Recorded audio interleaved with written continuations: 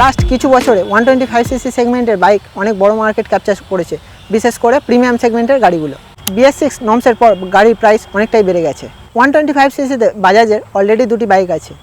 একটা হলো classic Pulsar 125, যা কোম্পানির হিউজ সাকসেসের, 40 থেকে 50,000 ইউনিট পার মান্থ সেল হচ্ছে। আর হলো পালসার NS 125, যা অতটাও সেল হয় না। এটা হলো বাজাজের 3 নম্বর 125cc bike, Bajaj Pulsar N125, যা এক্সট্রিম 125 আর ও রাইডার 125-এর কম্পিটিটর। বাজাজ এখানে সব কিছু একদম স্ক্র্যাচ থেকে শুরু করেছে। এটা কোনো এন প্ল্যাটফর্মের উপর বেস করে বানানো বাইক নয়। এতে সম্পূর্ণ নতুন একটা ইঞ্জিন, চ্যাসি এবং সম্পূর্ণ নতুন একটা লুকের সাথে এই বাইকটি আসে। তো এর লুক থেকেই শুরু করা যাক, কারণ বোথ এক্সট্রিম এবং রাইডার এত সেল হয় কারণ তাদের লুকটা ভালো। বাজাজও এটা সিরিয়াসলি নিয়েছে, কারণ পালসার N125 দেখতে ফাঙ্কি, পোলারাইজিং এবং এতে মাল্টিপল ফ্লোটিং প্যানেল রয়েছে। এই প্যানেলটা সত্যি ইন্টারেস্টিং। এই রকম ইউজুয়ালি বাইকের পিছনের দিকে থাকে, কিন্তু এটা মাঝখানে দিয়ে বাইকের পিছনটাকে আরও স্লিম করে দেওয়া হয়েছে। আরও একটা ফান জিনিস হলো এই ডিজাইনটা।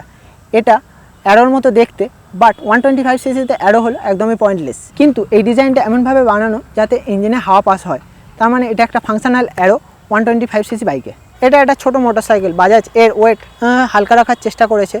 এই বাইকটার ওয়েট হলো মাত্র 125 কেজি। এর ট্যাঙ্কটা খুব বড় নয়, কিন্তু এর ট্যাঙ্কের সাইডে যে সাউন্ডসগুলো বেরো যাচ্ছে তার জন্য বাইকটার লুকটাকে আরও চাঙ্কি করে দেয়। নিউ LED হেডলাইট এবং টেল লাইট দিয়েছে, কিন্তু এর ইন্ডিকেটারগুলো হ্যালোজিনের। আর এর সুইচগুলো পালসারের N সিরিজের বাইকগুলো থেকে নেওয়া। তো চলো এবারের ইঞ্জিনটাকে দেখা যাক। বাজাজ বলেছে এটা সম্পূর্ণ একটা নতুন একটি ইঞ্জিন, যা কিক স্টার্টারের সাথে আসে, কারণ এটা একটা ইম্পর্টেন্ট ফিচার্স এই সেগমেন্টের কাস্টমারদের জন্য।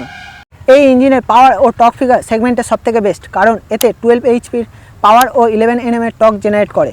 এর power to weight ratio best in segment, কারণ এই বাইকটির ওয়েট কম। এতে 5 স্পিড গিয়ারবক্স ইউজ করা হয়েছে, আর এর ক্লাচ খুবই লাইট।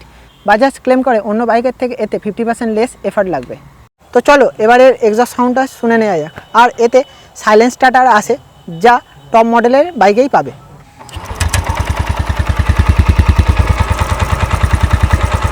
অন্য N সিরিজের পালসারের মতো এর ইঞ্জিন সাউন্ডটাও খুব ভালো, রিফাইন্ড এবং বেশি। হাই রেবে হ্যান্ডেলে একটু ভাইব্রেশন ফিল হয়, কিন্তু সেটা খুবই কম। তো চলো দেখা যাক বাজাজ এতে কী কী ফিচার্স অফার করেছে। 198 mm এর গ্রাউন্ড ক্লিয়ারেন্সের সাথে যে কোনো খারাপ রাস্তা এই বাইকটি ভালো পারফর্ম করে। আর এর সাসপেনশন সেটাও ভালো। ফ্রন্টে 30 mm এর টেলিস্কোপিক সাসপেনশন এবং রেয়ারে মনোশক সাসপেনশন ইউজ করেছে। এখানে নতুন একটা ইনস্ট্রুমেন্টাল কনসোল দিয়েছে, যা দেখতে ভালো, বাট এতে কোনো রেপ কাউন্টার বা গিয়ার পজিশনিং ইন্ডিকেটার দেয়নি। এতে একটা USB চার্জিং পোর্টও দিয়েছে। বাজাজ পালসার N125 দুটো ভেরিয়েন্টে আসে, যার মধ্যে দুটোতেই সামনে ডিস্ক স্ট্যান্ডার্ড, আর এর সমস্ত কালার অপশানও পেয়ে যাবে। দুটো ভেরিয়েন্টের মধ্যে ডিফারেন্স হলো বেস মডেলে কনসোলটা আলাদা ও এতে ব্লুটুথ কানেক্টিভিটির অপশান পাওয়া যায় না, আর রেয়ার টায়ারটাও স্লিম। এখানে কিছু কিছু জিনিস বাজাজের এই বাইকটিতে দেওয়া উচিত ছিল, যার মধ্যে হলো একটা ABS-এর অপশান এবং মিটার কনসোলে রেপ কাউন্টারটা। এগুলি ছাড়া বাকি সব কিছুই এই বাইকটিতে ঠিক আছে। বাজাজ পালসার N125-এর বেস মডেলের প্রাইস হলো 94,700, 94,700 টাকা, এবং এর টপ মডেলের প্রাইস হলো 98,700, 98,700 টাকা। পালসার N125 কি রাইডার বা এক্সট্রিম 125R-এর কম্পিটিটর? আমাদেরকে কমেন্ট করে জানাও। আর special thanks to Bina automobiles আমাদেরকে এই বাইকটি দিয়ে হেল্প করার জন্য। বিনা অটোমোবাইলসের সমস্ত ডিটেলস আমাদের ডেসক্রিপশন বক্সে থাকবে, তোমরা চেক করে নিতে পারো। আর as always be together, ride together.